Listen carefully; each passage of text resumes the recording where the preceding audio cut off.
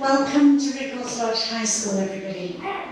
My name is Kate Page and I'm the new head teacher of Ricard. So if you've lived in the Wimbledon area for a long time, you might be unfamiliar with me. I began my tenure on September 1st of this school year, having taken over from a wonderful Alison Gerard, who steered a steady ship here for 17 years. Ms. Gerard first met with Mr. Marcus Beale, the architect of the project, in November 2019. And then COVID hit, and the world turned upside down. In October 22, I was contacted by Mrs. Sarada Sharka to request a meeting with Mr. Beale to update me on the plans of the project, and we quickly followed with a face-to-face meeting and drafted a plan for our school to get ready for the arrival of the statue.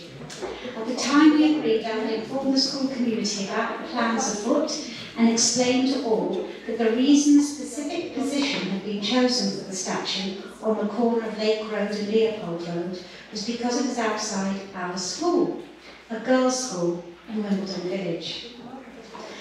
The short narrative I gave my leadership team and the governors was that Margaret Noble was a frugal educationist who set up a girls' school in both Wimbledon and Kolkata.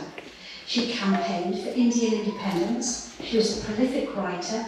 She has a blue plaque in Wimbledon Village. She still has a school named after her in Kolkata. She worked with a man called Swami Vivekananda, who was a monk, philosopher, interfaith leader, writer, educationist, youth advocate, and she became known to all as Sister Nivedita. It was explained to me that the money for the project was raised by a charity and all the planning permissions were in place. The bronze statue, the granite plinth were all being made in India and were to be shipped to the UK in mid-November.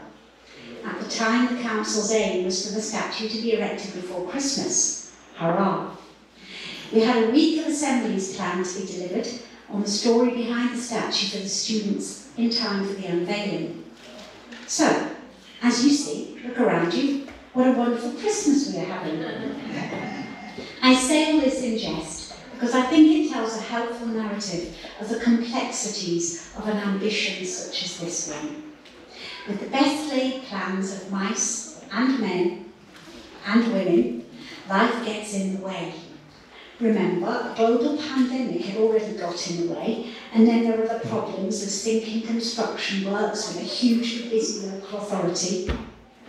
Most recently, after the statue had started its construction, we were given a notice of a request for planning permission for a mobile phone mast, quite close to the very same plot. Needless to say, I believe the application has been withdrawn, and we are delighted that the statue has won the day.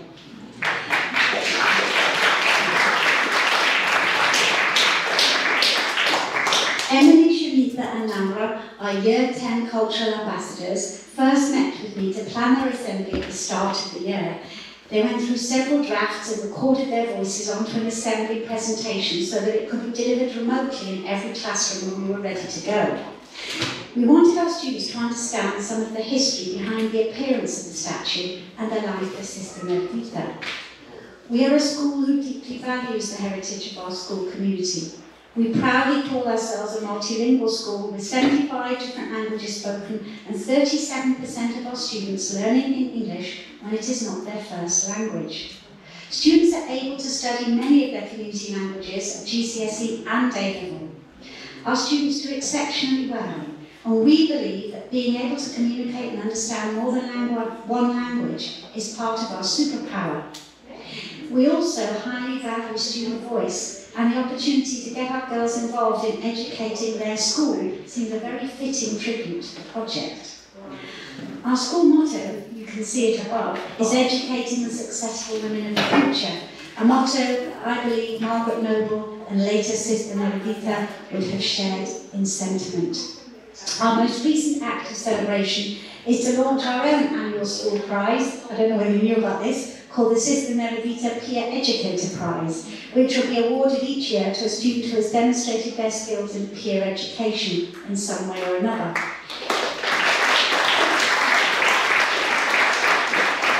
It might be in running workshops, leading learning in classrooms, or indeed presenting in an assembly. I hope you enjoy today, and I thank you all for coming along to Ricard's to join in the celebration of this remarkable woman who has clearly left a lasting legacy. I'm sure other speakers will share with you more detail about Sister Nivedita's life and the impact that she has had. But for now, I'd like to thank Ms. Wilford for gathering our volunteers, Mr. Papadopoulos for setting up the technology, our cultural ambassadors for developing and delivering the assembly, our student helpers for including today and doing the readings for us, members of the student leadership team who've come along to our school on a Saturday afternoon in their school uniform. Well done and thank you. In July, and I'm sure there are other things they could have done, I'd like to say a big thank you to them. And now, after having welcomed you all, I shall pass you on to the next speaker. Thank you. Thank you so much, Mrs. Bush. Thank you for your patience and support. And